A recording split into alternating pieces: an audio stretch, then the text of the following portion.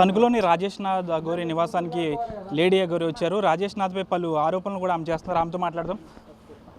అమ్మ నమస్తే. ఎందుకు వచ్చారు మీరు తణుకు రాజేష్ నాథ్ నివాసానికి ఎందుకు వచ్చారు? మీకు ఏంటి వైరం ఏంటి మీ ఇద్దరికి? వైరం అని కాదు, ఆడపిల్లల్ని చాలామంది శీలాలు దోచుకొని చాలా అక్రమాలు చాలా డబ్బులు దోచుకున్నాడు కాబట్టి ప్రశ్నించడానికి వచ్చాను. దొంగలాగా దాక్కున్నాడు, బయటికి కూడా రావట్లేదు. అది ఇక్కడ లేడని వాళ్ళ ఎవరైతే శిష్యులని పేరు చెప్పుకుంటున్నారో వీళ్ళు కూడా పెద్ద దోపిడిగాళ్ళే.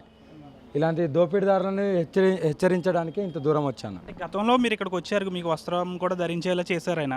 మీ ఇద్దరికి ఎక్కడ వైరం వచ్చింది? స్త్రీ ఎప్పుడైతే ఆడపిల్లలు నా దగ్గరికి వచ్చి అమ్మ మీరు కొద్దిగా మాకు న్యాయం చేయండి అని చెప్తే కానీ నేను ఈ పోరాటం మొదలుపెట్టలేదు. గుడ్డగట్టిన వాళ్ళందరూ గురువులు కాలేరు, అర్థమైందా? అట్లా నాకు 100 మంది కట్టింది, మరి 100 మంది కాదు కదా. ఏంటి అసలు ఈయనపై వచ్చిన ప్రధానమైన ఆరోపణలు ఏంటి? మీ దృష్టికి ఏమొచ్చాయి? ఆడపిల్లల్ని కొంతమందిని శీలం దోచుకోవడం, కొంతమందితో అసభ్యకరంగా చాటింగ్ చేయడం, కొంతమంది దగ్గరికి వెళ్ళి ఒక్కొక్కరి దగ్గరికి వెళ్ళి ₹1,00,000 తీసుకున్నాను. ఆ ఎవిడెన్స్ కూడా ఉంది నా దగ్గర.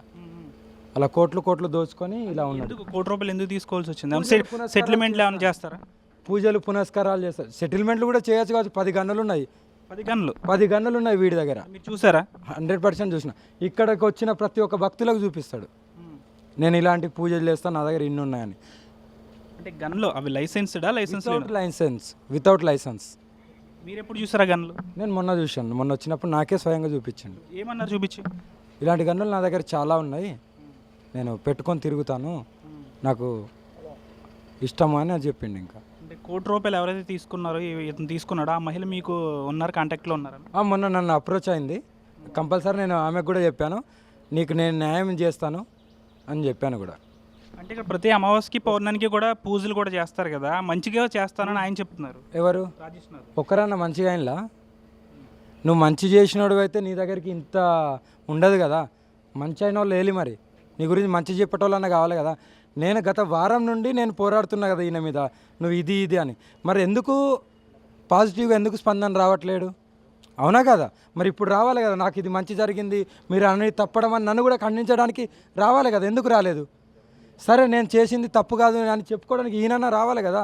ఎందుకు పిరికొల్లాగా లోపల దాక్కుంటాడు? అంటే లోపలే ఉన్నారా? అంటే వాళ్ళు లేరని చెప్తున్నారు. అలాగే చెప్తారు. ఇప్పుడు నేనున్నాను ఇంట్లో, మా ఇంటికి వస్తే నేను లేను అంటే, లేకుంటే అయితే పోను కదా. ఇంట్లోనే ఉంటారు, ఎటు పోరు.